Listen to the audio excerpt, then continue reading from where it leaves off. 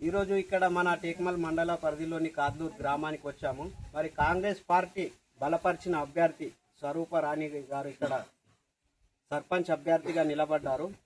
మరి వారు గెలిచిన తర్వాత మరి గ్రామాన్ని ఏ అభివృద్ధి దిశలో తీసుకెళ్తారో ఒకసారి వారితో మాట్లాడి తెలుసుకుందాం.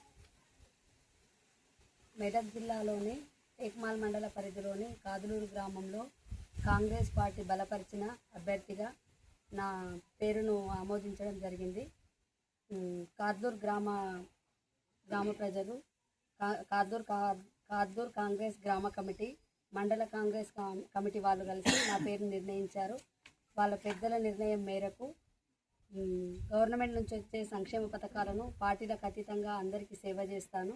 నేను సర్పంచ్ అయిన తర్వాత నన్ను కాద్లూరు గ్రామ ప్రజలందరూ ఖచ్చితంగా నీకు సర్పంచ్గా ఊళ్ళో బాధ్యతలను చేసేటట్టు నువ్వు ఉన్నావు అని చెప్పి ప్రజలందరూ నన్ను ఆశీర్వదిస్తున్నారు.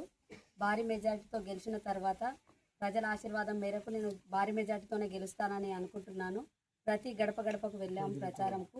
ప్రతి గడపలో కూడా నువ్వు చేసే పనులు, ప్రభుత్వం నుంచి వచ్చే సంక్షేమ ఫలాల గురించి చెప్పడం వల్ల ఖచ్చితంగా నువ్వు గెలుస్తావని హామీ ఇచ్చారు.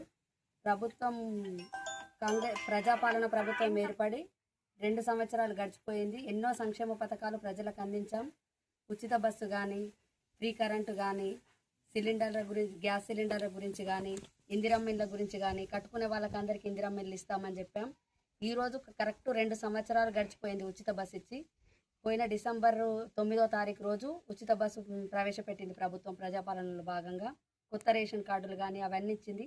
ఆ సంక్షేమ పథకాలను ప్రజల్లోకి తీసుకెళ్ళి మన ప్రభుత్వం చేసిన పథకాల గురించి అందరికీ వివరించాము.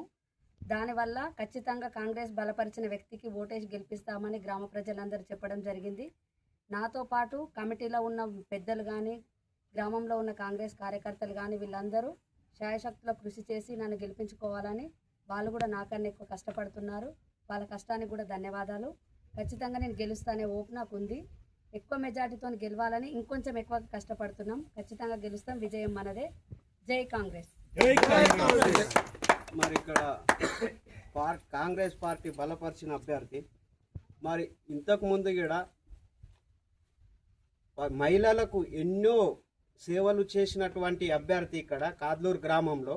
మరి అదే బలంతో మరి మహిళలు కూడా నన్ను గెలిపించుకుంటారని, మహిళలకు ఎన్నో సేవలు చేశాను కాబట్టి మహిళల ధీముంది నాకు, మహిళలు గెలిపించుకుంటారు. మరి గ్రామ ప్రజలు కూడా నన్ను ఎంతో ఆశీర్వదిస్తున్నారు. మరి మన ప్రభుత్వం ఉంది కాబట్టి మనకే ఓటు ప్రతి ఒక్కరూ వేస్తారనే ఆలోచనలో ఉన్నటువంటి అభ్యర్థి మరి కాంగ్రెస్ ప్రభుత్వం చేపడుతున్న పనులను చూసి మనకే ఓటు వేస్తారని గ్రామ ప్రజలు కూడా అందరూ చెప్తున్నారని కూడా మరి సర్పంచ్ అభ్యర్థి గారు కూడా విన్నవిస్తున్నారు. మరి కెమెరామెన్ అశోక్తో పవన్.